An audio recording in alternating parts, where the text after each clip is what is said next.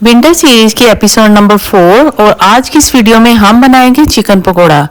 और चिकन पकोड़ा हमारे पाकिस्तान में सर्दियों में बहुत बनाया और खाया जाता है। और आज की इस वीडियो में मैं आपके साथ चिकन पकोड़ा की ऑथेंटिक रेसिपी शेयर करूंगी। सबसे पहले चिकन को अच्छी तरह से वॉश करके 1 कप सिरके का और 2 कप पानी इसके अंदर ऐड करके चिकन की डीप क्लीनिंग कर देंगे और इसको पानी में डिप होने के लिए छोड़ देंगे 1 से 2 घंटे के लिए। 1 से 2 घंटे के बाद हमारे चिकन का कलर चेंज हो जाएगा और इसका जो एक्स्ट्रा ब्लड होता है चिकन में वो निकल जाएगा। ये देखिए पानी कितना गदला हो चुका है, हालांकि चिकन हमने पहले अच्छी तरह से वॉश किया था और चिकन का कलर भी चेंज हो जाता है जब वो अच्छे से साफ हो जाता है।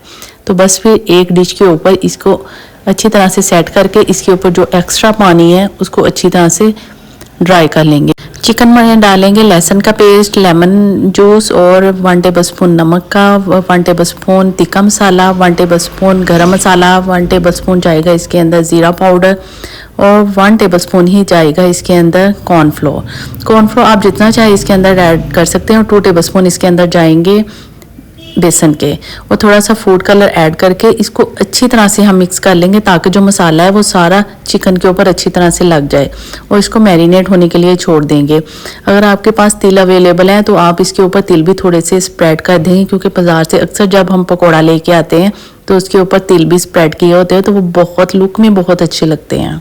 चिकन को डीप फ्राई करने के लिए ऑयल को अच्छी तरह से गर्म कर लेंगे। अब 1 बाय 1 चिकन इसके अंदर ऐड करेंगे। आंच जो है हमने लो टू मीडियम कर देनी है, क्योंकि ये बिल्कुल मीडियम फ्लेम पे ही अच्छी तरह से गल जाता है।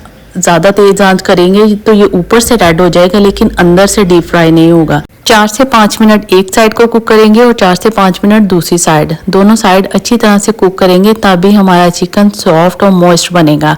ज़्यादा ओवर कुक नहीं करेंगे, ओवर कुक करेंगे तो ये बिल्कुल ऐसे हार्ड सा हो जाएगा और फिर वो वाला मज़ा नहीं आएगा जो चिकन पकौड़ा का होता है।